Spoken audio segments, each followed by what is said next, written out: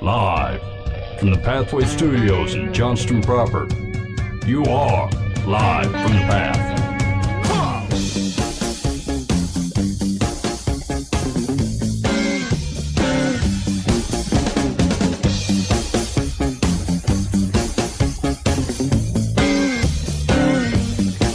I am a working man. I get things done. Work for the Holy Ghost. And you're listening to Live from the Path. We're coming in from the Pathway Studios here in Johnston proper. It is good to be with you this fine evening. Yeah, it is. Hey. No, gone completely. Dang it. I just had some sort of inspiration, and now it's gone. I lost it. That's depressing. I know, right? All right, here's what we got going on the show tonight. We were talking this just before the show started. The question is I think we're going to stretch the image here a bit.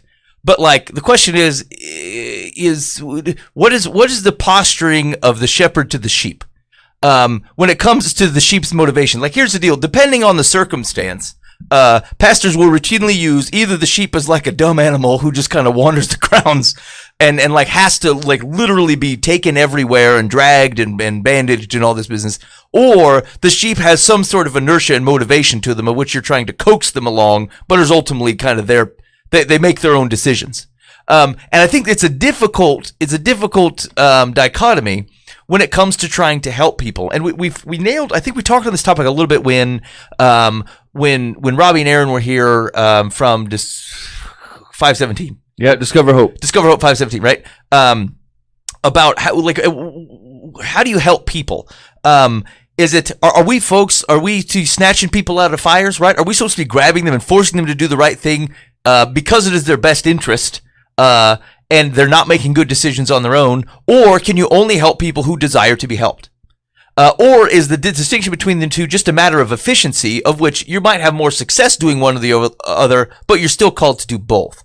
And so I want to talk about that a little bit because, frankly, I think you see that not only in your in witness, right, in attempts to change the world with good news for Jesus and to share good news to people, but I think even in tangible, like walking miles kingdom work, where you're actually trying to help people, and you see people making weird decisions or decisions that you wouldn't make, and you like, there's a question as of how much. How much do you push or pull or tug or try to insert yourself into something? Or do they have to be like, hey, I want your help, and then that's when you can step in? Otherwise, you're kind of wasting your time. And so we're going to touch on that a little bit this week because I think that's a consistent thing with me, trying to figure out where that lives. I got more stuff to add in there too, because like I'll just wait. Okay. I'll wait, but I got more. I'm going to become a Calvinist on this one. It's going to be a lot easier. I think there's a lot more peace in Calvinism Just in this area. God didn't choose him. It's not my deal. He put Kim Jong-un in power. So, I gave him a Bible. I tried. And he don't stand for the anthem, so. All right. So we may touch on that. I just have, I don't know if it's a unique question, but like, there's just noise there. There's just noise, and I wonder if we have an opportunity to like at least filter through some noise here and like have. I don't even know if I want to have like a discussion of what the right wrong is, but like the question basically is, how do you have the right discussion, right? So like, what are we looking for when it comes to situations like the football players kneeling? How do we have a right discussion? How do we have a healthy discussion? And what does it look like to actually try to get somewhere with them? Because I'll tell you this, my reaction to watching other people react is they're not people are talking about the same thing. Like, they're talking about what they want to talk about. Some of them are wrong in that respect, some of them are right in that respect, but like they choose the two or three things that make them right the most. They ignore any context or any that another side might be providing, and then we're just kind of tossing stuff, and we're not really having I think the right conversation. The question is, how do you do that? What do we look for? There's some broad things to look for as people of Jesus that say, if we want to have the right conversation, here's the kinds of things we're going to try to do and look for. So I kind of wanted to talk about that. I also thought it was interesting. And I don't even know if I have a question here, but I was looking at some news stories, and I guess I missed this. I missed this in the news, but like KCCI was carrying a story. It said White House dismisses absurd claim that U.S. has declared war on North Korea. I thought, crap, what happened? Oh yeah, you missed it. Yeah. Did you guys saw that? Yeah. So, and he said, the president said, let's see. The implication was that if they keep talking away, they're talking. Kim Jong-un won't be around much longer, and there's a North Korean diplomat who's taken that as well. We consider that to be a declaration of war against his country by the United States. And I thought, good night. Well, okay, now night. hold on. This is a multifaceted deal, right? It's one, North Korea believes a chewing gum placed on a sidewalk is a declaration of war. You know what I'm saying? Like, those guys, I was listening to somebody talk about it today. They have literally said that's a declaration of war like 25 times in the last 5 years over multiple things, right? So, I mean, here's the thing. They're a little hot-tempered anyway, right? But, like, I mean, good night. You're going to speak for an entire nation. I mean, I'm begging you to get a speechwriter and parlay to them, right? I'm just begging you to, get your ideas fine-tuned to a flowery man who will edit words out like son of a whatever that you think you're going to use in American public. You know what I'm saying? And like, just get someone you trust that's going to convey the idea, but in a way that's palatable. You know, like, I mean, people just, if you can take Alka-Seltzer and that will help ease your stomach, people will take Alka-Seltzer. But if you're like, hey, eat this brick, it'll do the same thing, you go with the Alka-Seltzer. You know, I mean, just help people take it down a little bit easier. And like, I'm boggled. You deal with a hothead crazy man. North Korea has absolutely, that guy from Korea has absolutely no level of sanity at all. I should have. Well, you wouldn't have read it. I was gonna say I should have shared this article with you guys, but it's very long, and We would have thought about it. My experience is you all don't read it, but like it was like a really long article. A guy went over there and he wanted.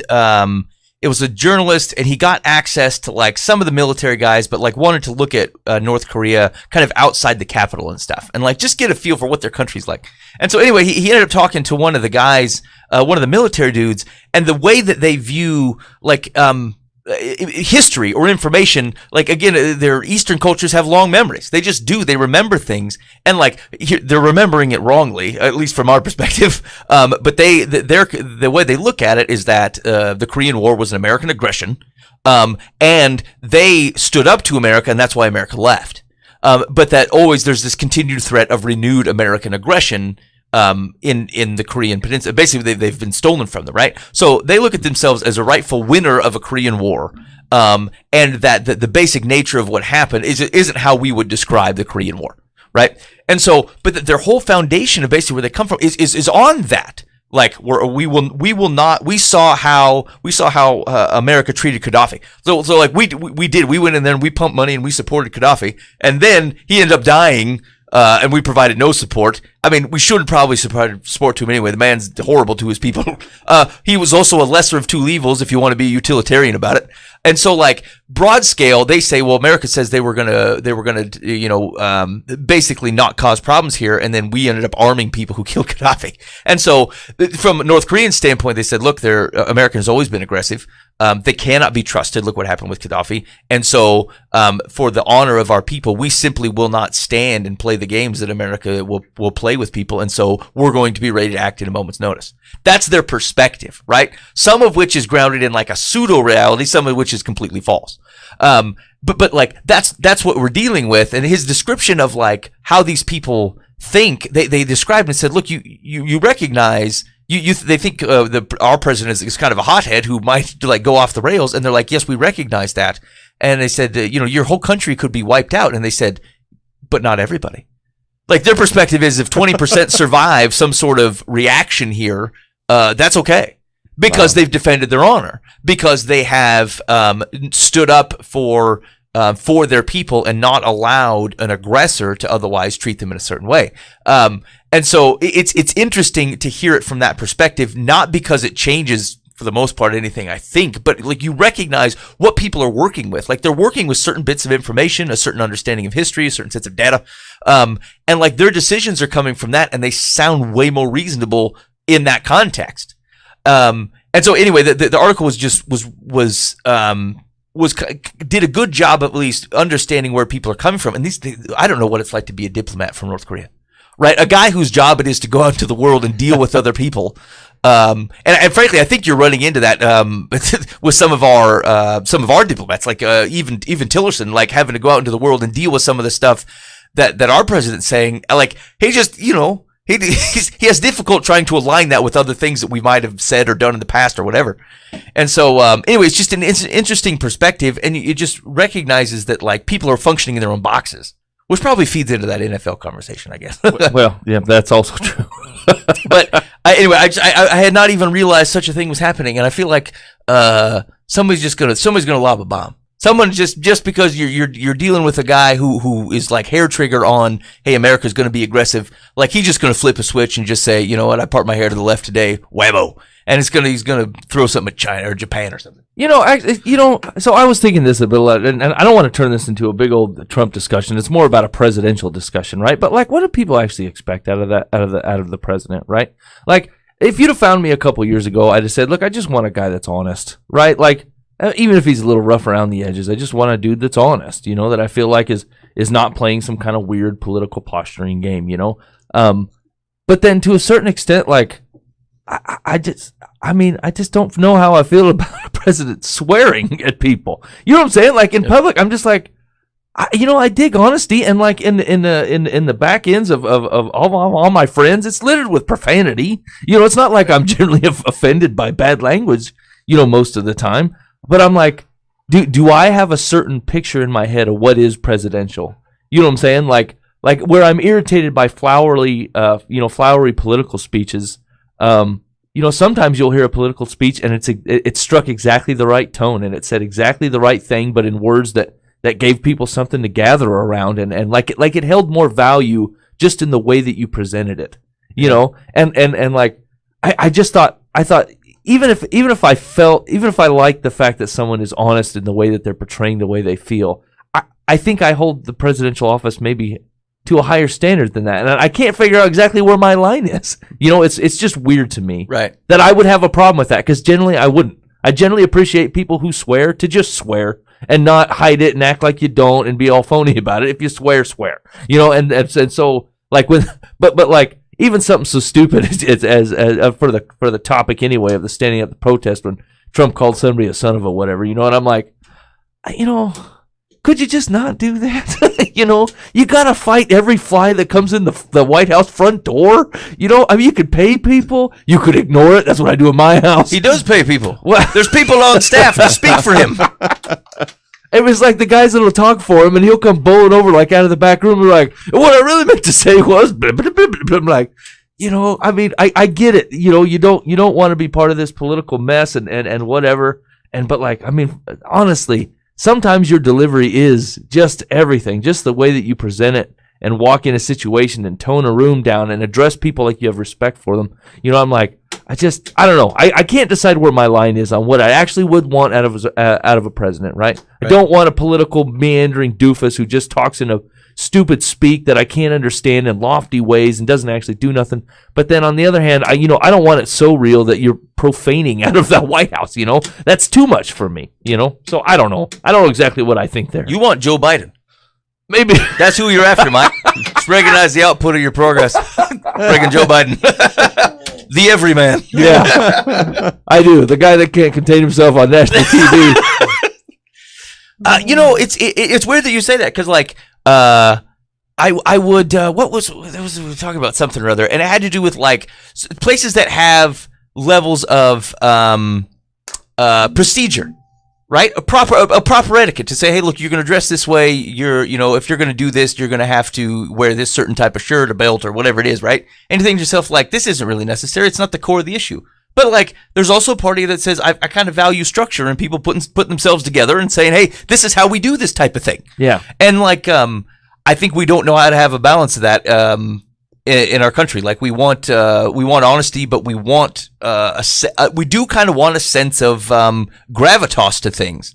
Like we don't actually want you don't actually want people wearing shorts in the White House, right? Right. And you think to yourself, hey, it doesn't matter whether his legs are out, and I know that. And like I had the same conversation with my grandfather 15 years ago when it came to church, right? I said, what do I care that someone's got shorts on? But then I look at my own kids and I'm like, hey, can we put up something? I don't want to tux and tails here, right? But like, you don't have to wear that dirty shirt to church. Can we put something on here? And I don't know what's driving my balance except for the fact that like, I feel like, hey, We getting together, we don't have to look ridiculous here. But it's not a sense of propriety, right? Like if there was a guy that stumbled in that, I'd be like, heck yeah. Right. And so, and I wouldn't advocate to say you can't wear shorts to church, but like it's kind of that same thing is that you want, if the core of the matter says it doesn't matter, but then like once you care about it, you want that you care about it to be reflected in things. But where to call that or what's appropriate to do that is I don't know. That's hard for me. I have a hard time with that. Well, you want someone who's in leadership to at least sound smarter than you. Yeah, that's true. I suppose even if it's phony, right? I just at least want to feel somewhat comforted that somebody's on it. and the more profanity someone uses, the less educated they sound. They just go, like my third grader talks like that. I mean, right. they're kind of, they've grown beyond that,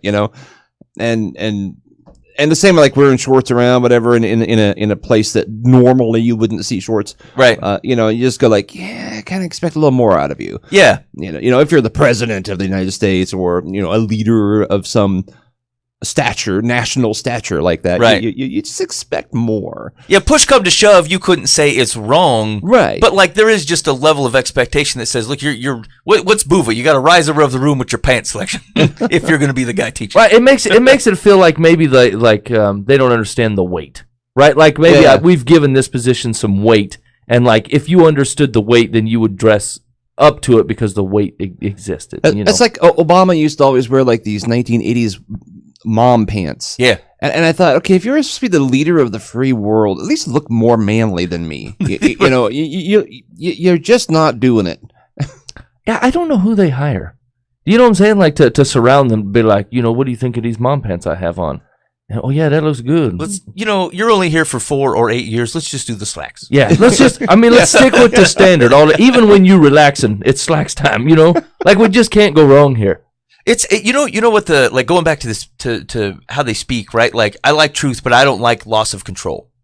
Yeah. I don't respect and this is true for how like people's demeanors or like I don't mind harsh words, I don't mind stern talk, like I don't mind honesty, but like I like it. I respect a sense of control, and when you don't seem to have when there's not a sense of control to your voice, and the things that you're saying or how you're saying it, that makes me start to not trust people. I guess so. That's probably what more so what it is. Like even if you ignore the words themselves, and probably where it comes from, even the reactions to the president. Like again, if you drill them down to the core, shorts are fine, right? Yeah. It's not illegal to wear shorts. If you drill them down to the core, some of the stuff the man is saying, you're like, okay, it's either hyperbole or if you put it in context with everything else, maybe it's all right. But like broadly, I boil it up and I say it feels like a lack of a sense of control here. And I have a hard time with leadership that doesn't have a sense of control.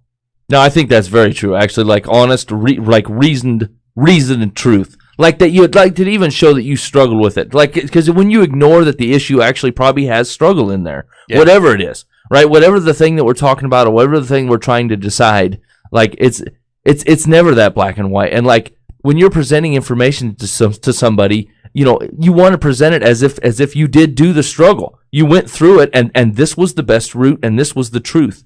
And like that's all that most people can't find these days, even with all the especially with all the media outlets, is like you just cannot figure out who's telling you the truth. Everybody has bent it before it's gotten to you, and you're like, if I could just, some people are real obvious in the way that they bend, and some people ain't. And so you're just sitting there like, I wish I'd have just been there or something, so I could at least take this in whole, and then I could process it. But right now, I'm getting it filtered 7 times already, and it feels like you using a weird filter that looks like what you want it to look like, And like you just can't ever, you just can't trust anything coming out of anybody's mouth that someone with a reasonable attitude went through it and figured it out. And that's that. You're right. It's a reasoned truth that I think that you're missing, and it equals a lot of mistrust. So maybe that rounds us out to talking about this, the NFL players either kneeling or not coming out for the Star Spangled Banner, that kind of stuff. So I saw a lot of discussion about this, and I think the question is, how do you talk about those types of things reasonably, right? Like you have groups of people. It's an extremely disrespectful thing to our flag, to our veterans, to our country.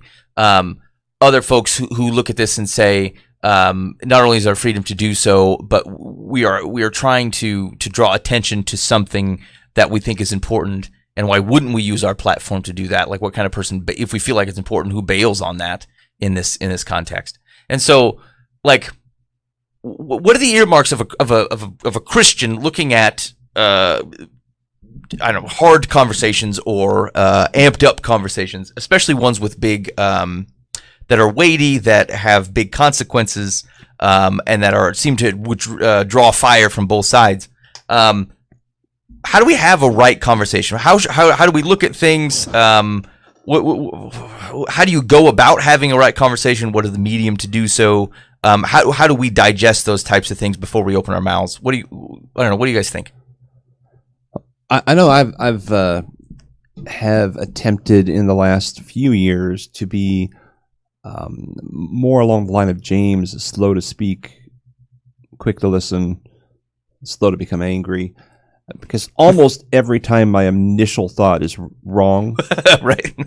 Or either wrong or flawed anyway. Yeah, not reasoned, right? Not completely reasoned through and gone through. Exactly, it's a reaction. Well, yeah, you're a bunch of blah blah blah. And they're like, well, that's not really what I was doing, and that's what you're seeing a lot on the social media. People responding back and forth, and even like. I heard people on the radio today. I went to a sports channel. It's just okay. Let's just talk. Well, of course, it was a sports event, but and like I couldn't get away from it. I finally just turned on music, and it just seems like everybody's arguing about everything that has nothing to do with anything, right? And they're throwing out First Amendment and this stuff, and I'm like, well, the First Amendment isn't like mean I have to like what you do. It just means the government's not going to arrest you, right? I mean, so even that's like those are both sides are blowing everything out of proportion, right? Which doesn't answer your question. That's why I've just remained silent more and more on things because, especially in big national things, I don't know what's going on behind closed doors when they say, here's how we're going to do this, and it's going to cause a reaction. And I don't want to be a sheep. Right. I don't want to be led up to we'll rile up the base on this one. And it's like, I'll let you know when I'm riled up. Yeah, right. Yeah, that's right. I'm the base. I will tell you when I'm riled. Exactly. That's actually okay. So if I can take away things that you can apply to that, then the first one would be is we're going to be slow to speak. And reasoned, right? So it's foolish to let someone play you like a violin. If someone can say, we're going to do this to rile up this broad group of people, and you allow people to play you like a violin, you just fell for it, right? So you shouldn't be there's nothing about a Christianity or following Jesus that should say we can easily fall into a group of people who can be played like a violin. That isn't how we do things. Boy, if I swear my Facebook's loaded with these dudes. I mean, they got these dudes all tuned up where I'm getting Facebook feeds where like this dude has commented on like People for Kaepernick, Facebook pages is the name of the Facebook page. And like, he has no business there. He disagrees with that wholeheartedly. And here he is making comments. I'm like, what are you doing? You just like it literally, because I think that Dan is completely right. Like, what was that, Dan? I got that on tape, buddy. Mark that. I totally expected to be disagreeing with Dan in this discussion 2 minutes in. If I'm being honest, I thought me and Dan are going to be on the opposite sides of this deal. I can feel it coming. And but he's completely right. You're missing a completely reasoned conversation. And here's the thing: with the information available, it's not possible.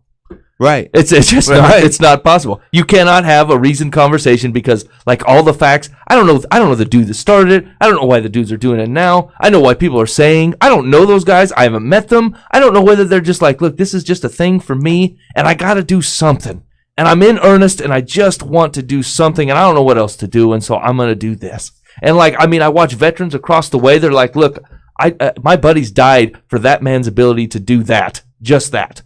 I don't have to like it. I don't have to love it. He ain't going to get arrested, but I'm telling you what, I died so that man can do that. And I'm like, I think that sounds right to me.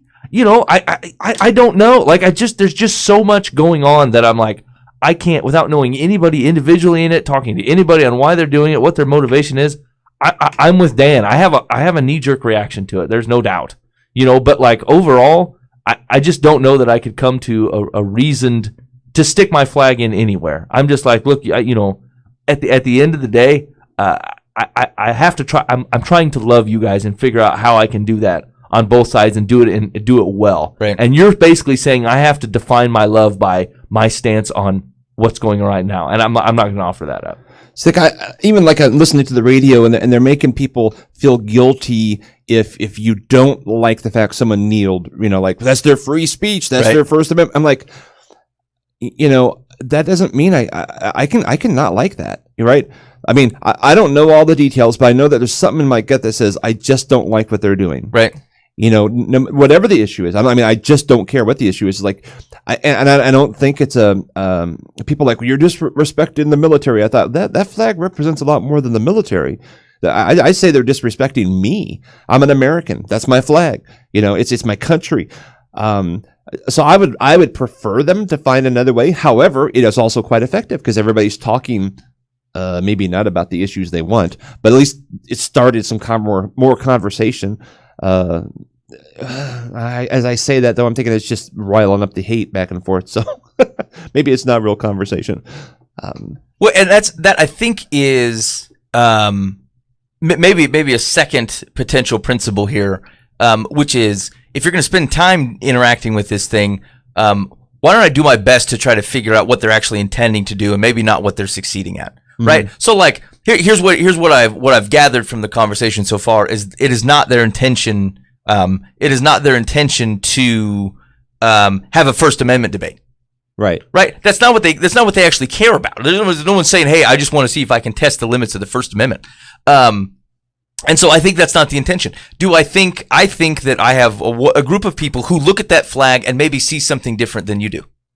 Right? Like it's a symbol of something, and what it symbolizes for you, a promise that they don't see actually being kept.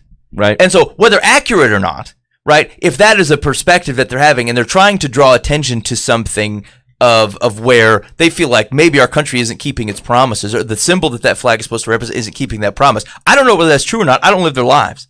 Right?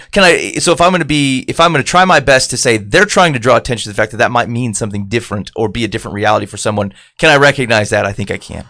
Can I recognize, however, that on the other side of that thing, the very fact that they get to have this conversation, the very fact that the society that we live in, if you compare it relatively to even that situation to other societies throughout the world, and kind of the grand experiment that America was, and the opportunity that we have to have this conversation freely, and the moment of which it's being done. Like there are other ways to draw attention to this. The effectiveness is aside, can I understand that is something where someone who cares about this country, that is something that impacts them when someone, at least from their perspective, disrespects it. I can certainly appreciate that. And so, like, the conversation is actually two groups of people caring about something, trying to point out something that they love, or that they believe to be true, that is important to them, and they're trying to draw attention to it. And so, if I can get there, then you just start evaluating tactics. Well, is this effective? Well, the truth is that like your people are talking, but they're actually not as much talking about the thing that you wanted them to talk about. Mm-hmm. Although I have read quite a few different things from different from like sports magazines and stuff who followed up, and like a lot of, it sounds like excellent and really good conversations are happening between like some of these guys and police departments and communities and stuff. And that's not making part of our conversation, right? Like Kaepernick has spent a bunch of time with the police and with the military and talking through these things. And part of the choice he made to kneel as opposed to turn or do something else was in deference, in his mind, in deference to the fact that people did serve and die, and that there is great opportunity in the United States, but like we're pushing ourselves to be better. That's his perspective on what he's doing versus other things he could have done, like not face the flag at all. Right. And so, again, I think you can start to, which is largely what we're doing, is talking about the method here. But I think Christians are probably well served by saying, what are people actually trying to talk about? And if I can ignore the methods for now and recognize that this is something of value and that people's experience is reflecting what they're talking about, then I think that helps us engage in it differently. Then maybe I don't spend as much time talking about the method, because here's what I'm afraid is that trying to change methods and things like this is the same thing that tries to change people's behavior without having the gospel do it. It just says, here's the law, you need to do this differently. And then I'm not sure you actually gain the thing that you wanted. Not that you changed hearts. I'm not sure necessarily that you changed minds. You just kind of enforced behavior, which is a bit of the opposite of what we're going for, and frankly, some of the stuff that the flag represents. And so, do you think it's at least fair to say, like, can I try to see whatever's going on in the best possible light and then work from there? Can I check people's intentions first? Mm-hmm. Yeah. I think you can. And I mean, the thing that I have the hardest time with, and this is going to come from obviously my experience in life, which does not across the board represent how everyone lives in this country, and I'm not so foolish to not know that, right? But like how one thing compares to the other is where I have a hard time grasping. Like I sometimes I'll run into these dudes where, especially people that like to protest, and they do a protest that like doesn't actually match up with the thing that they're trying to draw attention to, you know. So they're like, hey, you know, we want to turn everybody's thoughts towards bicycle safety. People are getting hit on bicycles, and we need to protest this until this becomes better. I'm gonna strip naked and tie myself to a tree. And I go, what does that have to do with biking? You know, like I'm not picking it up. You know what I'm saying? I'm not understanding. Like it certainly does draw attention to you and what you're doing. But like how that relays to the bike thing is where I have a hard time doing it, right? And so like the whole kneeling thing, like I get it. I don't know how else you'd manifest that in a sporting event, you know, to try to tie it in better. But like I was confused for the longest time on what exactly we were actually, you know, the whole movement was trying to do, what it was trying to draw attention to. I could not figure it out for any reason, because the kneeling doesn't actually represent anything to me, you know, until it takes a bunch of backstory and explaining for it to come up. All right. So the things we got. How do we have good conversations here? We're gonna be slow to speak. We're gonna try to what was it? Quick to listen. Yeah. Quick to listen. Try to let's at least start with thinking the best of people, right? Mm-hmm. Try to figure out what they're actually trying to talk about, and let's engage in that level. And although I think it doesn't mean you have to completely stay out of the method. I think we are well served by recognizing what people actually care about. And recognizing that people don't always express themselves in the best way, right? Like I have even a little bit of grace for the way that it got handled. Yeah, right. Like there's I don't know, it's happened a million times in my marriage, right? Like I've done something to draw attention to the fact that I was upset about something, and it really wasn't the core of what my deal was, or I expressed it in such a foolish way because I did not know how to communicate well what was happening. Right. And then at the time that someone stopped and listened to the thing that was actually happening, and it took me 30 minutes of conversation, and I finally got it boiled down, and I got to say, you know what, baby, it boils down to this. This is the thing. And then we had very productive conversations and resolutions. But like if both sides of a discussion, no one's willing to sit through and be patient and say, look, I'm going to give you grace on the method. Can we talk about where this is coming from? And try to get down to that. Like that's where we get kind of our Facebook stuff. And we're talking about for rights, which is, and you're right, Dan's right. It's not a rights issue, but like we're just grasping at stuff that like you would want to violate rights. You're a bastard, right? And it's like you're not even talking about what we're talking about. Well, no one is saying, okay, how do we improve this then? What I haven't walked a mile on your shoes. You know, I can't say I can identify with what you're going through. How do we fix it? Okay, I understand you're angry. Help me help you. Yeah, right. Right. You know? I was talking to my daughter the other day, and she's on a track to become a dentist. And so she has, conversations with people once in a while. And she said, it occurred to her the other day, this isn't the racism thing, but the sexism thing. Every single time she mentions that, everyone assumes she's going to be a dental hygienist. Oh. You're going to be the assistant. Oh, right. And she's like, well, no, I'm going to, I've scored in the top 2% of the nation. I beat everybody on, I'm going to be the dentist, right? Yeah. But even in Africa, we talked about, an assistant, great. so which makes me, it's not an American thing, it's a people thing. Yeah. It's races tend to look down at each other, no matter what country you're in. Right. And a lot of times men tend to look down at women. No matter where you are.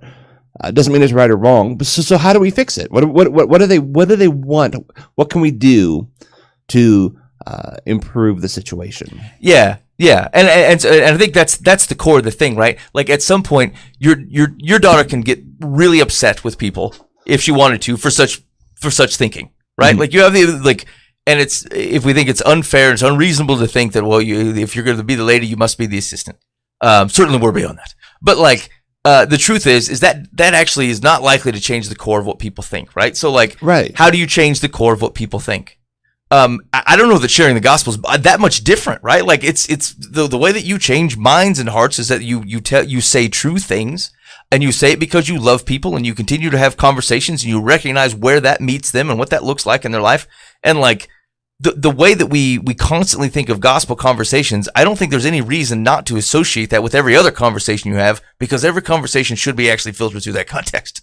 And so can we think about, if I want to change this person's mind, how do I actually do that? And can I look at it and say, some people are speaking from ignorance. Like they're just flat out, they don't know. And they don't even have the context to know it well. And I know that there's an assumption that says, hey, look, we're beyond this. I feel like we're not. We wouldn't still be having these conversations all the time if we were beyond this on both sides of the discussion. If people were dealing with each other with grace and reasonable and saying, look, we still haven't met here. Here's how you can understand what's going on. And I get sometimes it takes powerful things to jump people over hoops. Like sometimes we are so blind until the light is so bright that you have no choice but to retake stock of what actually is going on around you. And so I actually don't mind if you're finding a way to draw attention that is not violent and that is allowing you to have a conversation that you have. Whether this is the appropriate time to do it is I think a worthy question. But I don't know. I couldn't ask much more for someone who's saying, look, we need to have a better conversation around this.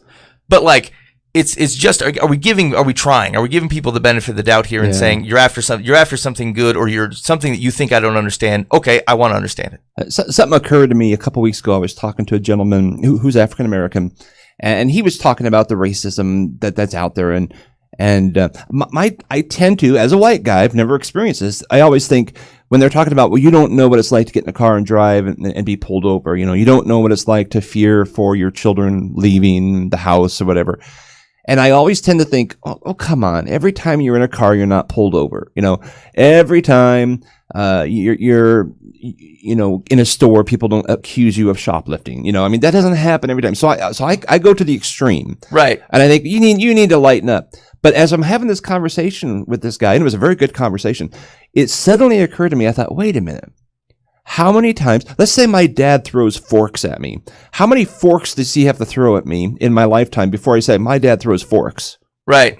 Maybe 2, 3? I don't know. My dad's a fork man. Exactly. Or whatever it is, And I thought, well, how many times does he have to be pulled over unnecessarily to think, or have his friends pulled over, or whatever, to at least it becomes in the back of your mind. Right. I've never allowed myself to really go there. That's true. And how many times would I put up with that? You know what I'm saying? Even the one time I'd be like, this was wrong. This was just flat wrong. Yeah. Yeah, that's true. It's like you're right, to be able to defend where we're at. It's easy to paint things with broad brush, and you're right. Yeah. Like say, hey, this happens to you. Doesn't happen to you all the time. You're overreacting. Yeah. Grow up. That's never happened to you. Yeah. Right. And so regardless, maybe it's happened twice. Yeah, isn't that right? And to Mike's point, isn't that enough? It's never happened to me. Right, and actually, so that's a good point. Is that I see it from my lens is it doesn't happen to me, and so that's how I look at all interactions. Is I don't have any reason to think that it happens to everybody else because it doesn't happen to me. I get that other people's circumstances are different, but I don't know what it's like for that to be the case. Mm-hmm. And so, really, everybody who says this is a problem is untrustworthy. Come on. Like that, you know what I'm saying? That doesn't even make any sense. Everybody is trying to perpetuate a lie. Even look at the football teams where they all decided to stay in the locker room. All right, and I get again whether I agree with the premise of that or not. Are you telling me everybody on that team is blind to this? Guys who are constantly they live together, they're serving, they're working together, they're fighting together in a football game. They're spending 9 months out of the year together, and they look at each other and say, you know what? like we're all blind to this thing, like I feel like they'd get it way better than I would.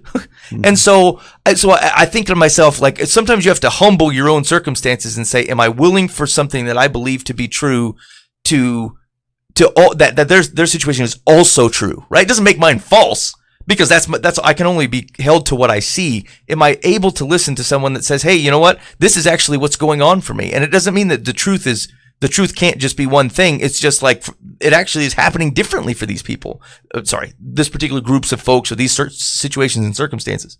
And so like, how can I look at such, actually, I feel this way too when I look at people on, even from a political spectrum, right? If I look at 50% of the nation and they believe politically something different than me, like, do I really believe that everybody's nuts? Right? That everyone thinks about things through the wrong lens? Or is it possible that because we agree on certain things that they value, they're just trying to solve problems differently? Or they don't believe something. There's just a point in time where because I believe this, my trajectory went this way and their trajectory went a different way.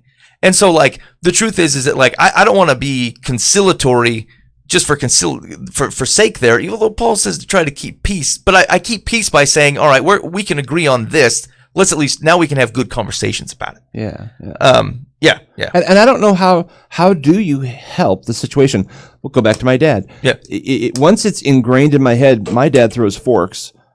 What can he possibly do to get that out of my head? Yeah, right. He can't. I mean, 6 months, you're like, well, he's staved off the fork throwing, but I'm not willing to take it off his claim to fame. Yeah. He's next been time, known. he'll probably get me next time. Yeah. I know. Right. I see his hand near that fork. Right. I mean...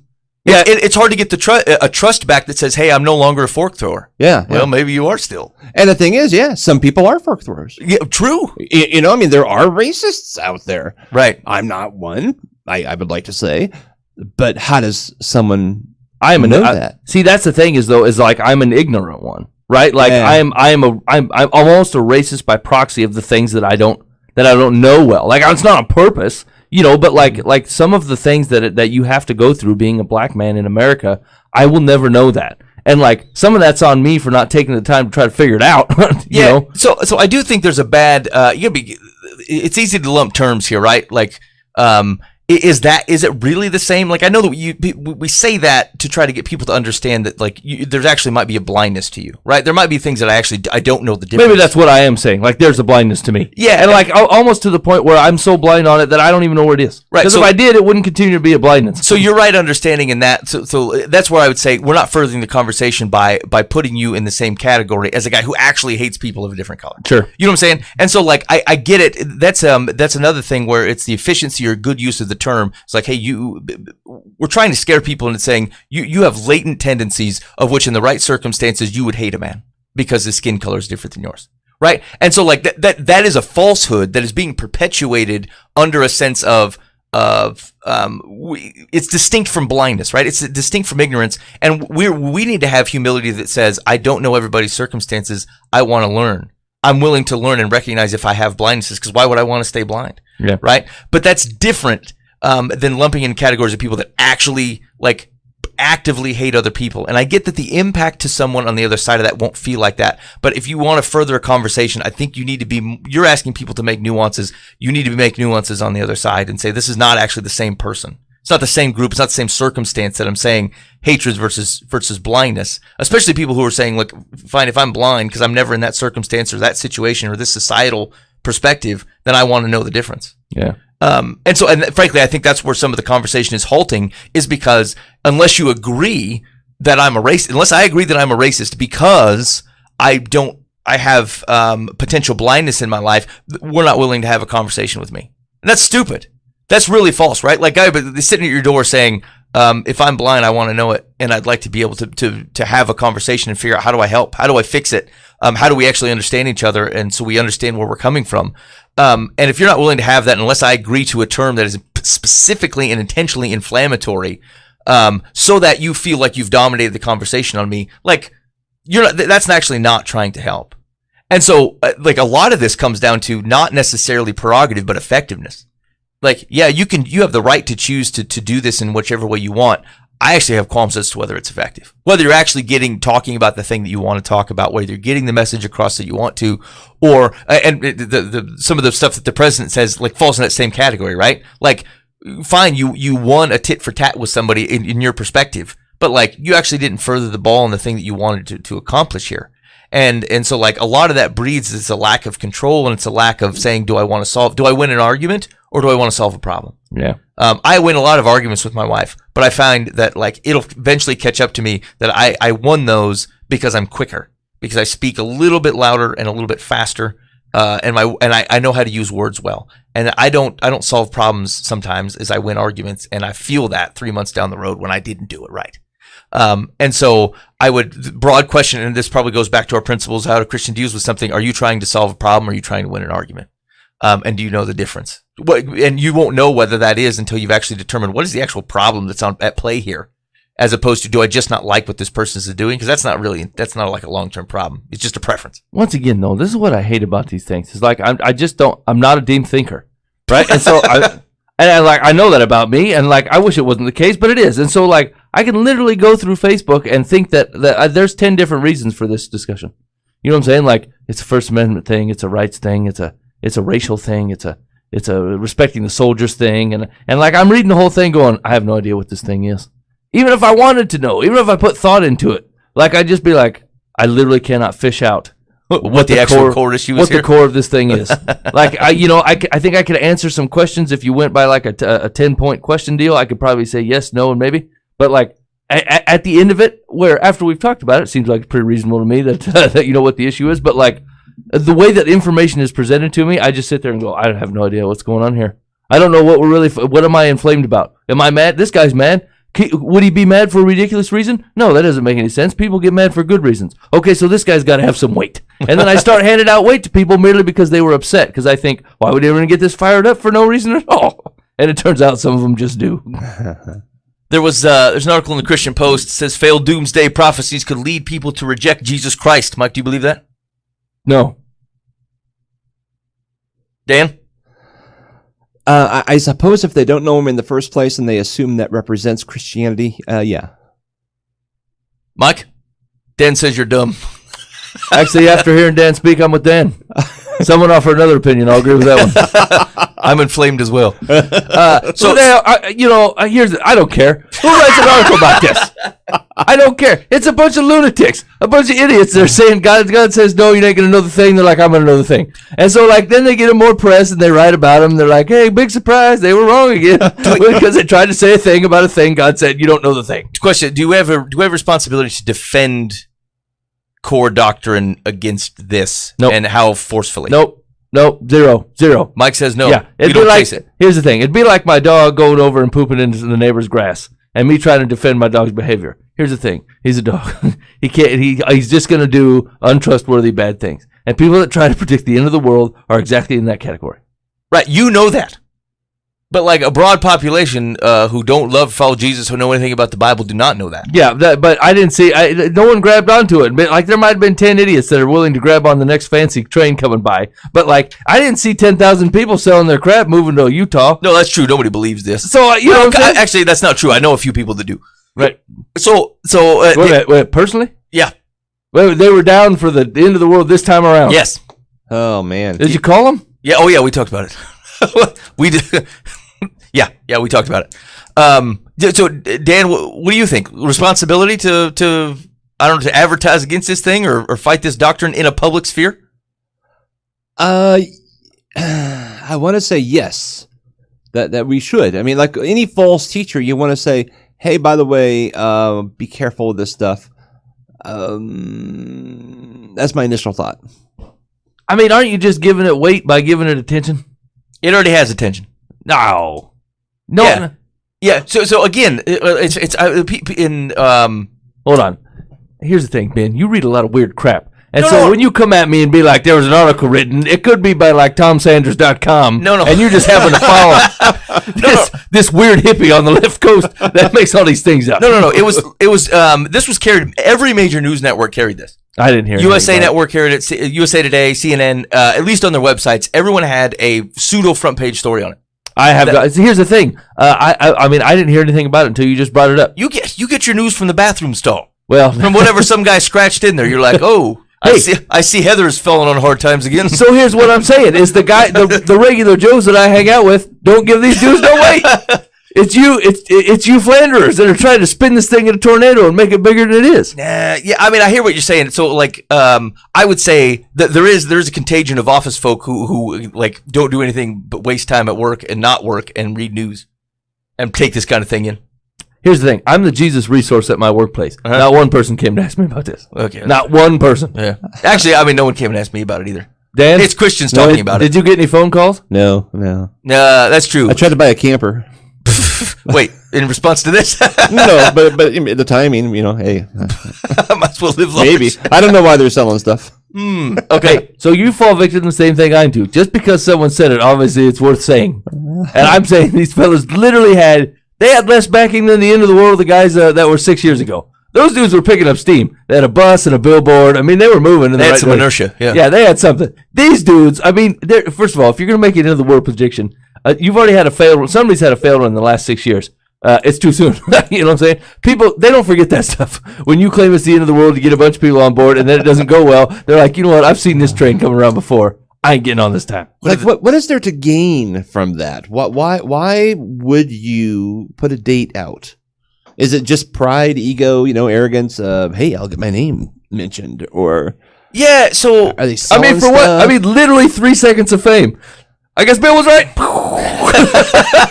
You know what I mean? What really is going to happen? Yeah, so actually, that's true. Let's say you were correct. Like, the soon as the thing happened, there is no glory to you ever again. No. I'm so glad I sold my stuff. You know what I mean? There it goes. Is that the sound of the end of the world, Mike? Yeah, the Lord, he don't do the trumpet thing like the Bible says. If we're just going to ignore we're going to ignore most of the Bible. God just goes with a straight inferno out of a flamethrower.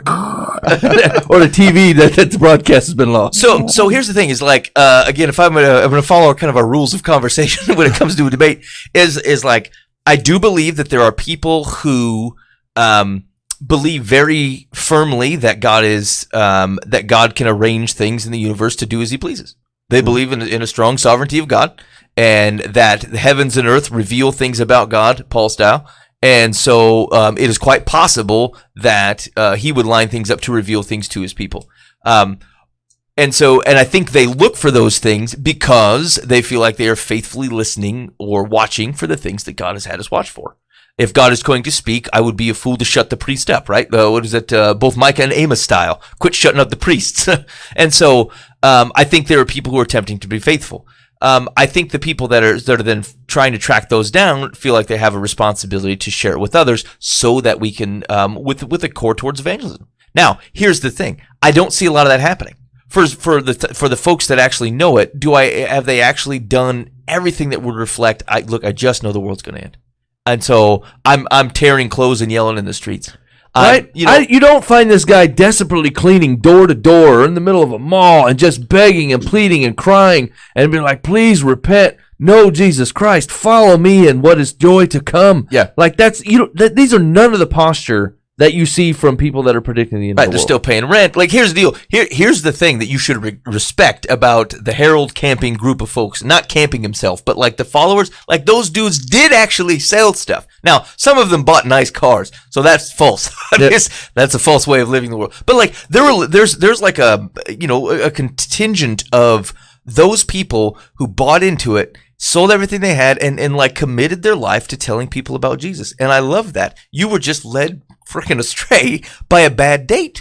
So, but here's the thing: is the thing that like if we're gonna have a reasonable conversation about this, let's say, look, you say that like they're pursuing a truth about Christ and God because of their high view of God's sovereignty and the way He's organized nature. Yes. Right. Where did you get the idea in the first place that He's a God to have high sovereignty and that He has organized nature? Scripture. Okay, so here's what I'm saying. If that exact same scripture says you ain't gonna know, I don't know how you come out with this. Yeah, so here's my basic summation of how people get to these types of things.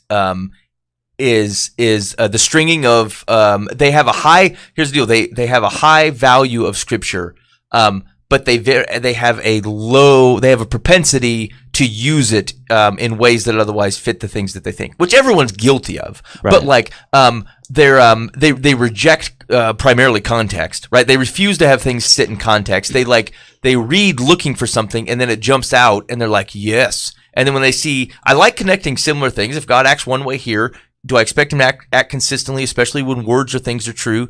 And how can those two things inform each other? Yes, I think you should do that. There is a contextual benefit to that. But like a saying, these are talking about the exact same things, and ignoring that neither would mean anything to the people it was written to, like that's blindness. So there's a self-centeredness to it that says the Bible is exclusively for me at my time for my personal benefit, and ignores the fact that there are like your church family, your brothers and sisters throughout time benefited from the scripture. How did this otherwise impact them? So it's bad exegesis, it's bad context, but it is a high value of scripture. This is where you got to be careful, right? Because like I want to write those guys off, and I say, look, you're disregarding the Bible. I have not seen a guy to a man explain to me how Jesus says you are not going to know it, and they still say we will know it. In fact, I was in that Many Hands for Haiti thrift store today, and there's a book there that says 99 reasons why you will not know when the end of the world is. And I'm like, this book is too long. It's too long. Jesus. And so here's what I thought, I'm going to love this, man. If I open this up and it says chapter 1, Jesus said you won't know. Chapter 2, Jesus said you won't know. Chapter 3, I thought this is going to be great. He did not do that. He actually produced 99 reasons, and I was disappointed in him. I feel like he didn't do it right. But like, I've not seen a man be able to describe that. But like, that's generally what's happening is we're saying I have a high value of scripture. I trust it. I believe it. That's why they're willing to say, that's why I can believe this date, is because I believe scripture. The problem is that they're reading scripture poorly. They're just yanking it out of context. They're looking for things, and they're stringing things together. We talked about this actually. We're studying through Micah with a group of fellas, and like, when it came to the Jews trying to identify the Messiah, they were willing to find this answer, and however they had to stretch it so that they could have a Messiah that they wanted. They wanted someone who'd kick tail and who would help them overthrow Greece or overthrow Rome, or like liberate them and give them their homeland back. Like, because they wanted that so bad, they were willing to stretch some of the prophetic things that undergirded their understanding of who the Messiah was. And so they accepted people they shouldn't have, right? Like the Hasmonean revolt comes from people who like agreed to someone who didn't come from the right lineage. He served as a priest and king. He was neither from the line of David or from the who's the priest? Melchizedek. No. You had to be from the priestly line of anyway, gone completely. Anyway, he wasn't. He didn't qualify. There's no way he could have been this Messiah figure. Zadok, that's right. He had to come from the lineage of Zadok. And so like I knew it had a Z in there. You shoved me aside. You didn't even give me any grace in there. Those are two weird names, and I came out with it. I knew you would come up with it. Good job, Mike is in order. Good job, Mike. Solid. But so that's the thing, is they were looking for something and they wanted it to be, and so they were like anything that looked close to that they were willing to accept. And so I think that's what a lot of is happening. But again, if I'm trying to be gracious in the conversation, I think most of these fellows do believe in scripture, and that because they believe in it, they're willing to put dates on things with confidence, because they think scripture is talking specifically. Yeah, but do you know how many outside things you have to bring into that? I know. To make that true. I know, and I mean, that's why I don't believe it. So many, Ben. So many outside things. And then, in a consistency of God thing, where I say God tells truth, except for that one time when he says you ain't going to know the end of the world. I don't even know how you'd come close to marrying that together. You know what? I did see someone try to tie that. Actually, you know what they'll do? Now I remember this. They try to tie it back to the temple, which is crazy cool because most of that Matthew 24, for example, is about the temple. I think there's a break there that talks about when the second coming is, and they actually just won't relinquish it, and they say, look, this is actually still talking about the temple. And then I think, well, God gave like really clear signs as when the temple was going to be destroyed, so... You know, they'll say he's just being hyper-specific, say you won't know the exact time, it's just kind of this trajectory. And so, where most people, you can't get them to agree that some of that is the temple, most of the end of the world guys would say that's all temple. Was there it was all just a numbers game, like a generations and numbers thing, not like the hurricanes or the whatever that was sparking this on, right? Yeah, they tied, it had to do with like the alignment of the stars. It was tied to Revelation 12. Where like you see something in the womb of a constellation.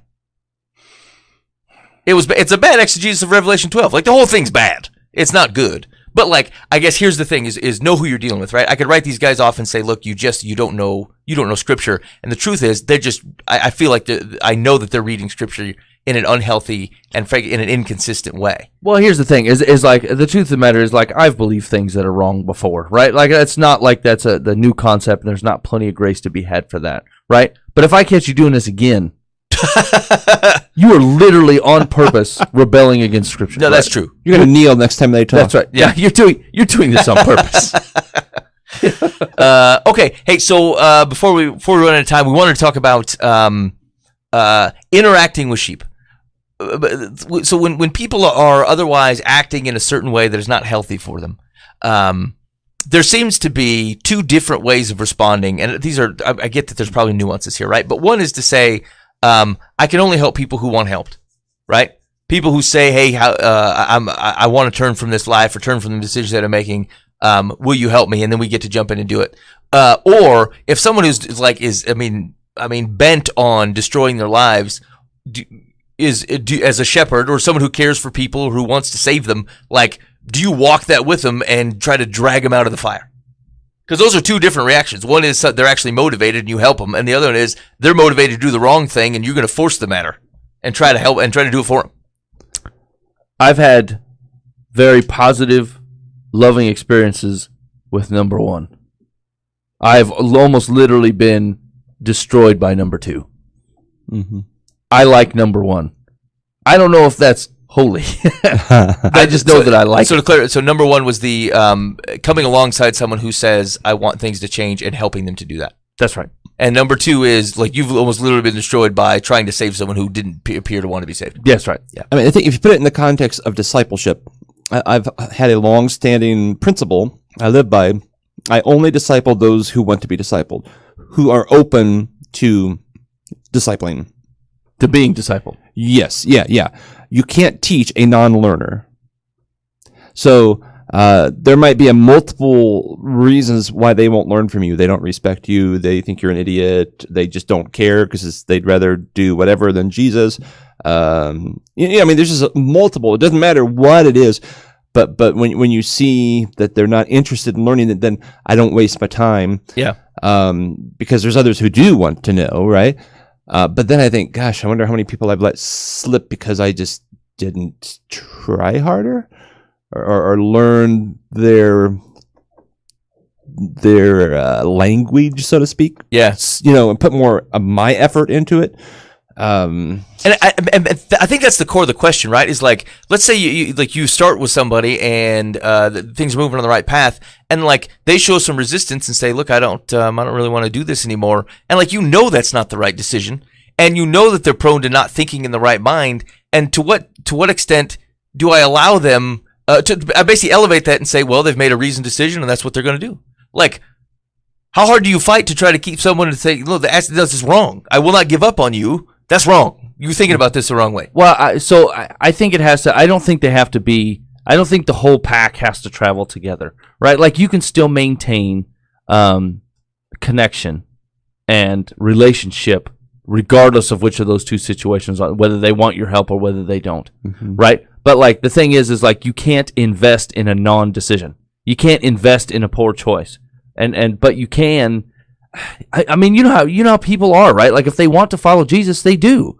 Like their mouths tell lies and their actions tell truth. And so like if people want to follow Jesus and they want your help doing it, you'll know that. They act like they want to do it. Like they still screw up and they still sin and they still struggle, but they come back and they're like, I don't want this to be me anymore. This is not what I want. I want to follow Jesus. And you're like, I'm in. I'm going nowhere. Right? And the same person will say, look, you can talk to the same person and say, look, Jesus is the answer for these situations. And they're like, yeah, I hear you. I'm not interested in going life that route. And your answer is, I'll be there when you are. I can't help you go the other way. I can't help you run from Jesus. I'm not going to help you do that. Right. But I'll be here when you're ready to meet him, because my advice is not going to change. My love for you is going to stay the same. I'm not going to help you go away from Jesus. I'll help you come closer to him always. I will love you either way, but I certainly will not I will not abide in you leaving. And so I will just stay here. I think because the problem is if you pulling people out of the fire, the problem is like sometimes now you got to follow that you got to follow that fire in. And then you go up and you go down and you go up and you go down and you go up and go down. And what you really did is exactly what Dan said, is like you took all the effectiveness that you had to help anybody and literally did nothing for months except for cause yourself pain, get the person that you're trying to help nowhere, and then and bring no glory to God in any way. You had no God-honoring conversations and all of that. Because I can still love you without following you as you run away from Jesus. You can just say, we'll be right here. I still think this is the right route for you, and I still love you. Tell me when you're ready, and we'll go that way. So there's a difference, I suppose, from planting a seed and then like hovering over at night every day and saying, "Grow, damn it!" Right? Yeah. Like, I mean, here's the thing: you ever seen that work? Like, I mean, honestly, like, I mean, you can program all this stuff that you want to, but the truth of the matter is, until someone makes the decision that this is what they want to do, your coaxing and prodding it doesn't work. You can literally plant the seed. I think that's what God designed us to do. Obviously, I mean, there's a scriptural basis to that. There's to tell them the good news about Jesus Christ. You can't make them take it, and you can't make them follow it, and you can't make them want it. That's a Holy Spirit deal, and I can pray on it, and so you can certainly do that. That's the love and the connection part, where you're still praying for them, and you still got the God of the universe on that situation, But like, what are you gonna physically do? Hold them up? Lock them in a room? I mean, so take it out of sharing of good news and put it into the I don't know, something more tangible, right? Someone's bent on harming themselves. Like, we step in, right? Hey, I'm gonna hurt myself. I'm thinking about harming myself. Someone steps in. Someone goes over there and says, "Look, I will physically restrain you to keep you from doing this thing." Someone wants to crawl into hell. We don't do the same thing. Hold on. Hold on. I'm thinking. I'm not sure that's a fair comparison, but I'm toying with it in my mind. Well, in both situations, they have the ultimate choice, and that's what hurts. That's what makes it so painful. Is you want more than anything for them to not hurt themselves or not go on a road that will lead to their own destruction spiritually. But they have to make those choices. They have to take those steps. Because if you pick them up and carry them over to the right path, they're just going to jump off it and go back where they're more comfortable. Right. And because they got there on your back anyway. You know what I'm saying? They don't even know how to get there on their own. And so like they'll jump off yours and then want to come back and still have no idea how to get there. I mean, I got there on the back of Jesus, but I climbed there. Right? Like I said, go ahead and pick me up. Yeah. Whereas somebody else, like if I drug them out of there. Yeah. And so is there not a concept of I don't know why I have it in my mind, and I don't know that I can think of any examples that are nagging at me. But like, I just feel like I've heard stories of people just say, "Look, I'm not going to give up on you." But is the method of not giving up on them not saying, "Hey, I'm going to do this for you and drag you along the way"? I'm going to go get you and put you into school. Make sure you go there. I'm going to show up at your house every day, blah, blah, blah. Like some sort of conviction that says, I care enough about you that I'm going to keep doing this until you bend to my will. Is that not appropriate then? Well, I think that's of a lot of the arguments that we have, especially, in our culture and nowadays is what exactly love means. Right? And does love mean giving you the things that I know will destroy you, or does love mean keeping the things from you that I know will destroy you? And some of that is true with the things that we're talking about. I get it. I know what you're saying is like it seems a little bit like if we're God's people and God carries most of my burdens because he's my God, then I should be freed up to take on some extra ones, which is following some people, in some places that they don't want to go. But the thing is like the best you're going to do is drag them on the other side of the fence and have them turn and go back as soon as you turn your back on them. And that really, it was not a gain at all. Yeah. They know that you love them from the other side of the fence. They're just not interested in standing next to you. And you dragging them over there didn't prove anything. Can you prove you love somebody without doing that? I think that you probably can. And the thing is, I'm trying to think of a scriptural example, and maybe I'm missing an obvious one, but I'm thinking like the ones that show up in scripture are like Ananias going to Saul, what are you waiting for? Get up and be baptized, washing away your sin. He's like, okay. What if he said, no, I don't think so. Right. I mean, we don't have that example. Right. we don't know what he would have said next. Actually, Dan, that actually comes to that conversation that I tried to have 3 weeks ago, and I presented it very poorly. Like, but the level of what a Christian is, like what Christians define it. And if someone says, "Hey, rise up and be baptized," and they're like, "No, I don't think so." They're like, what are you doing here? This doesn't count. This is not what God's asking you to sign up for. Jesus says, follow me. And you're like, yeah, I'm here for the waivers. I mean, can you imagine the look on Paul's face? Yeah, that man's really gotten beaten within inches of his life multiple times. Someone walk up and be like, yeah, I don't know about this baptism thing. I mean, I just cannot imagine the look in this man's eyes like, you got to be kidding me. I've not seen it. Well, my main thought on this when you were talking about this earlier is like, I've not seen the drag somebody through bear any fruit. Ever. I've not seen it. And so I can't say that doesn't happen. Yeah. I've personally never seen it. I've seen people surrender themselves to Jesus Christ and it produces fruit that I didn't even know existed. But I've never seen human to human dragging a guy produce lasting, delicious fruit that sustains. I've just not seen it. So if we see if we can tie this back into the parable of the sower, right, or the seeds. So if we look at, there's not really a call to stop throwing seeds, right? Like, no. You're always chucking seeds. You happy about it, and you can keep chucking seeds in the same field, right? It's the field itself that otherwise determines their reaction to the kingdom. It may or may not bear fruit, but like we jolly happying along, chucking seeds, and so that doesn't mean I go into the field, I start adding quicklime. Right? It doesn't mean I go into the field and I start kind of rooting stuff up and saying, here's how you're going to straighten out your field. So when I throw seeds in, it's going to be better. Right? So I suppose it is a relentless optimism of connection, of presence, and of seed throwing. Mm-hmm. Right? Yeah. We're going to keep coming by. However, it is ultimately, it's not my soil to tend. It's how people are going to react to it, how they're going to react to it. So I suppose that means, maybe my not giving up on you is maybe I keep texting. Maybe I keep calling. Maybe I keep, you don't want to hear anything about me from Jesus. I still say, hey, maybe let's have coffee. Right?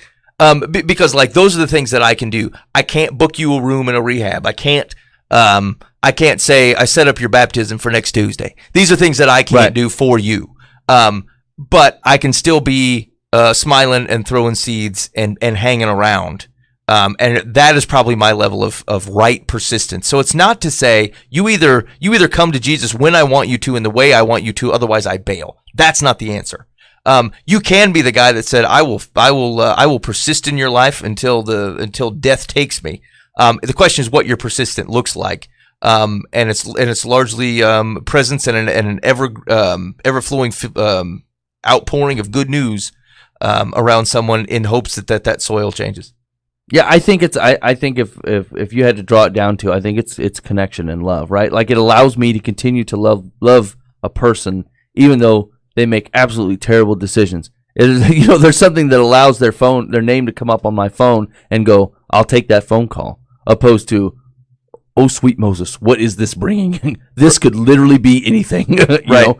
And so like when you disassociate with having to follow it, that they're run from God or they're run through the rocky soil to keep with it, right? Like I don't have to travel the rocky soil to know it's rocky, right? Like I stand on the soil that God provided me and go, I'll stay right here. When you're tired of doing the rocky soil, this is where I'll be. I'll take your phone calls from the rocky soil. I'll listen to your problems in the rocky soil. I'll offer the solution through the gospel through the rocky soil. But the truth of the matter is, I'm not following you in there.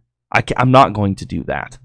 If you need a ride out of the rocky soil, I'll come get you. But like there's no reason for me to camp 3 days there and hang out there with you and act like I think this is doing any good. Because me moving to the rocky soil, that didn't help anybody. It's you moving out that we're going for, not me coming in. Right. And like I said, like I've done this actually, followed people and like when you trying to drag them and you trying to make them own something that they don't believe, when you trying to get them a faith in Jesus Christ that they're it's not like it doesn't work for them. It's not like Jesus Christ doesn't work for some people. It works for all people, right? But like you actually have to follow Jesus to do that. And if you don't trust Jesus, you won't do it. And so like all you can say is like, here's what I know about Jesus through my life, through the lives of people that I know, and through the scripture. This is what I know about Christ. And like if that's not enough to get them moving, then all you can do is pray that the Holy Spirit puts it in their head that was enough to get them moving. Because following them into the rocky soil, I mean, seriously, what did that do you? It didn't do you any good at all. Right. So no that really says that you shouldn't do ministry in like a strip club or something. Yeah, I don't see the gain. You don't go in there trying to pull people out. Oh, well, unless you're after the ladies. So, like, people do that, though. People go in there. Like, there's other ladies that will go in there and intentionally meet. I suppose they're throwing seeds. Yes, that right. Yeah, they're not dragging her out. They didn't throw in the back of the car and say, "You're done stripping." Yeah, and they're also not like, "Hey, let me strip with you. You know, we'll talk while we out there." You know what I'm saying? Like, right. That's rocky soil. That's not what they're doing. You know what I'm saying? They're saying, "Look, there's other soil. There's good soil over here." I used to live in the Rockies. I know what you're saying, but there's good soil over here. You know, let's talk about it sometime. Yeah. Okay. But they ain't bumping heroin with them in the back and be like, now so you understand that I've been through what you've been through. Right. Like, that's just not the way it works. Right. Right. We're not the police. We don't undercover things in that way. We're like, we have to be bought as one of you so that we have influence as one of you. No. We feel like the good news in itself is implicitly attractive. It is not necessary for us to like mimic your circumstances to otherwise communicate such a thing. No, because we believe that God is above all circumstances. At some point, you shake the dust off your feet and move on. Profound, Dan. What? Was that it? Well, that's what Jesus said. Go into a village, they're not listening. You shake off the dust off your feet and move on. You go on. I mean, are you saying that the village is a metaphor for the dude? Well, sure, yeah. There'll be some who just aren't receptive, and it's like move on, go on to the next village. And here's the thing: is like the truth of the matter is, if you apply that principle, it doesn't mean that you still can't care for them and hope that they do want to know Jesus, right? Yeah. Like, you literally just say, look, I'm not going to stand in this rocky soil. You know, I got other good soil to go look at, and I got to throw some more stuff at some more rocks, and you know, what my experience with this is like with certain people, like if you get a gang of folks following them, then the devil got exactly what he wanted. He took 6 people off the trail of speaking words for Jesus while they were following a guy through rocky soil. And like, it's heartbreaking to turn around and leave him there, but the truth of the matter is, God has all kinds of things for you to do. And so like, when you decide that you're going to live in that rocky soil and try to drag a guy out of it, you literally can't do anything over here anymore. There's nothing. You can't. You end up in one alone, desolate island, you know, trying to talk to one guy, and they could put you in a runaround for probably 3, 4, 5, 10, 15 years. You spent your whole life chasing after this one thing and missed out on the joy, glory, and the ability to talk to anyone else about the gospel because you were intent on living in the Rockies. I don't see the fruit. And here's the thing: is I'm willing to pray about that and be really wrong about it if that's the deal. But I haven't seen any fruit come out of dragging people out to rocky soil. All right. Hey, if you got thoughts on that, shoot us an email, info@livefromthepath.org, or hit us up on Facebook or Twitter. It's at Live From The Path, and we'd be glad to, I don't know, we crack open the Twitter box, I don't know, twice a year. So, you know, you want to have a conversation. Shoot, I don't know, even old Pete's giving up on us. Yeah. Sorry, hey, Pete, maybe we said something offensive to Calvinism earlier. You can say something about that. you know we wrong. We blind. But the Lord made me that way. Anyway, you bring that up, then we can discuss it on the Twitter. Also, hey, if you haven't yet, and odds are you haven't, you can sign up or subscribe on YouTube. We're actually real close to 1,000 subscribers. We're like 880 something, and only maybe 180,000 views or so away from 1 million. So that'll be exciting. Share it with your friends. Do they give you something if you get 1 million views, or is that like not a big deal? I think an email. Really? Yeah. Congratulations on your perseverance. Well, I mean, we should print that out and frame it or something. Yeah, we'll put it next to the thrift store priest, as if it's a certificate for him. Although it's proportionally unwise, you know what I'm saying? Like, you got 1 million hits on YouTube. It's like, how many Facebook subscribers? 450. 450. Yeah, right on. We gotta get some more. Hey man, go like the Facebook page. Yeah. Why don't you go do that? We don't actually measure by that or care about it, but like, I mean, I'd be interested at the least. Yeah, I agree. Mike, you got some people need advice? We got time for like one. Okay, hold on. I wasn't directly prepared for that, but give me 2 shakes. Okay. I bet I can dig something up.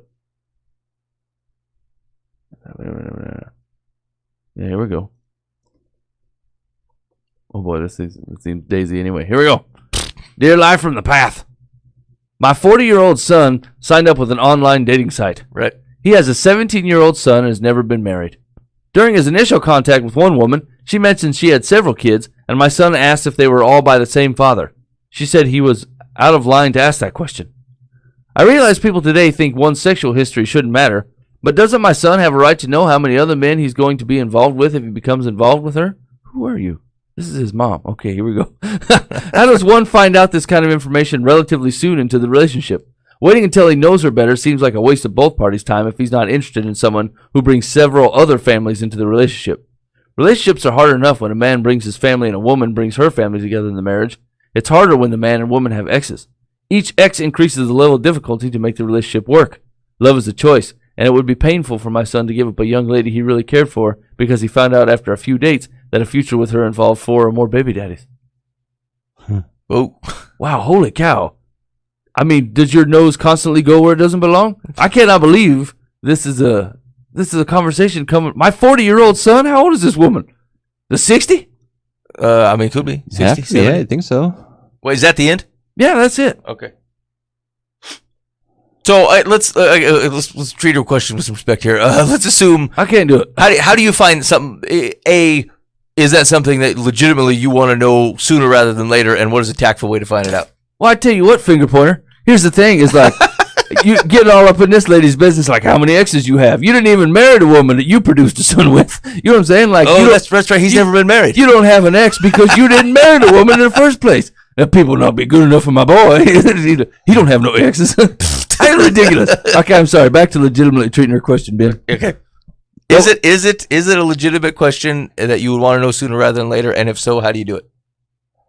I think it is. I mean, I would want to know anyway. I mean, how are you at being in a relationship? If you've had multiple baby daddies, it's like that won't bode well for me. So here's the thing: is the issue with that is different here than potentially a different relationship is that there's evidence that you've otherwise had multiple partners. Yeah. Right. Like everyone, you date somebody who's 40 years old, the chances that they've had, they could have 10 people they dated, they could have 2. The only way you know is if you ask. The problem is that because there are 4 kids or whatever, like it's harder to dodge that question. Yeah. I mean, couldn't you just say, look, does the kid's father see him very often? Yeah. Is the father in the picture? Yeah. And then I would hope at that point she'd be like, well, there's a couple of them. Yeah. My first 2 are with blah, blah, blah. For Leonard, blah, blah, blah. He's something or others. Yeah. Yeah. So there's if you spend any time doing it, I feel like it would be all right. Now, for time, what do you think? Can you go on a date? Can you go on one date? I would. Or do you just say, look, this is a deal breaker? I need to know this. Is that the implication, I suppose, is to say, she says there's 3 different dads on these 4 kids. I ain't even going. Is that the thought? I mean, yeah, she's basically saying, look, if there's too many baby daddies, then he is not even interested in going on a date. I mean, here's the thing. You're on an online dating service. Just go out once. You know what I'm saying? Like, you don't know anybody, nothing. Yeah. Just go out one time, ask questions. Why don't you act like a normal human? Stop treat it like a chess game where you're going to outmaneuver it, figure out how to beat King Koopa by jumping 3 times and shooting a thing. Just go out and say, hey, man, how many baby daddies involved? They'd be like, there's 1. Okay, that's doable. Is he a pretty nice dude? No, he's a jerk face. Well, we can work on that. Okay. No, there's 5. I'm out. I ain't even going to pay for dinner. I'm going to leave now. Yeah. I mean, whatever. Just ask a question. And here's the deal. If the first date doesn't go very well, then the conversation will have never come up and you've avoided something unnecessarily. Yeah. And you know what? And, as long as we're on a train of thought of ways to improve your life, why don't you get yourself a friend and stop talking to your moms and have her write in a newspaper on your behalf? 40-year-old dude. Hey, Mom. I have my sexual partners. These online dating app. What's wrong with you? Hey, here's that. Let your mom do her crosswords and cat puzzles in peace. I don't think I'd tell Mom that. No. Because here's the deal. Regardless of the answer, let's say you end up marrying this woman or something. Like, I just don't know that my mom needs to know those types of things about my partner. No, cleave to future wife, which means if you have any possibility of being future wife, I don't have to share all the intimate whatever things with you and my moms. Right. Get a trusted buddy. Yeah. I need to know those things because I'm marrying this person. But like beyond that, I don't think my mom needs a full dossier on whoever I'm marrying. I'd like to talk to your son. Have him call in. The 17-year-old? Yeah. No, the 40-year-old. Oh. He's probably going to say, my mom's all up in my business. Yeah. I just want an online date without any harassment. She has my password, and she's always trying to hook me up with these crazy chicks who play online dragon games. All right. So our final advice is, just if she's looking for advice, our advice is tell your son to go ahead and go on a date. and then see what he thinks. If it becomes to the point where it seems like it is a necessary question to ask, I would say date 2 is enough, frankly. Yeah, well, her question is, it would be painful for my son to give up a young lady he really cared for. After one date? Yeah, here's the thing. One, it's been one date, and two, if you really care for her, I mean, what, your love is like what, an inch thick and an inch wide? You know what I'm saying? You're going to deal with her pastor, ain't you? Yeah, so at the point where that seems like an appropriate part of the conversation, then I would go ahead and have it. But I would agree, it seems pretty easy just to say, hey, are there dads in the picture? I mean, that's pretty easy. It's a simple question. And, like, here's the deal. If she's real dodgy about it, then you probably don't want to continue down this line anyway. You're 40 years old, man. I mean, just ask her. What is going to matter? They're going to tell the whole school? Just ask. It's not that big of a deal. Yeah. Yeah. Secular says, although it might be, quote, painful for your wuss of a son to give someone up after a few dates, he should make the effort to get to know the person before asking a question like that one he posed to a complete stranger. I mean, what is this guy, junior high? Like, yeah. But I love her so much. Yeah. I saw her on my profile. She likes LSU. I think I love her, mother. Frankly, I don't blame her for being offended because it implied he thought she was promiscuous. Yes, it did. Dummy. It could be true.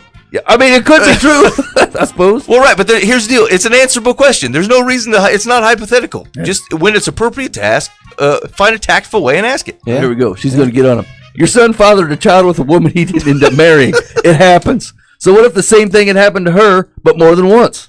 I mean, that could be a possible That still points to promiscuity. Yeah. One would think that as a mature adult, if he had feelings for someone, he would continue the relationship and see where it led. And why are you the one who wrote to ask me this and not your son? Hey, man, spot on, Abbas. Way to get him. Hey, she's never fired up. No. She can reasonably say that to almost everybody that writes her. She chose this man to lay on. Yeah, he's taking the full brunt of a year's worth of cowtailing advice. All right. Hey, you've been listening live from the Path. Thanks for hanging out with us this week. Hey, the new Tim Timmons album is out. Mike, Who I Am. It's out last week, I thought. Last week. Hey, it's a new kids album. What's that? What's the song? I surrender. Oh. Yeah. That's a good tune. Pick that up. Timmons is good people, and I haven't listened to the whole album, but at least that song's good. Yeah. There's a lot. It's still on that electronica vibe. I just don't like it. Yeah, I know. It's not my favorite vibe of stuff. But here's the thing: if I didn't know Timmons was such a genuine dude, I mean, the songs are still great. If you take all of it and then play it with an acoustic guitar, you'll love every track. All right. If that's your bet, the electronics, my kids love it because it's all dancey and whatever. The kids absolutely love it, and that was his intended audience, not a 35-year-old grumpy man like myself. And so, God tasked him with something and he did it. And so, no one cares what the peanut gallery has to say. Yeah, right on. All right, so pick up the Timmons album. Hey, I've also been listening to a lot of Josh Garrels. He's a folk Jesus man, and he's an interesting collection of folks. Just give him a shot, see what you think. I'd be interested to see what you think about that. So go ahead and hook up with that's Josh Garrels. I think he's from Arizona or something like that. Anyway, that's it for now. We'll see you next week. In the meantime, be faithful in means. God will handle the ends. You've been listening to Live from the Path.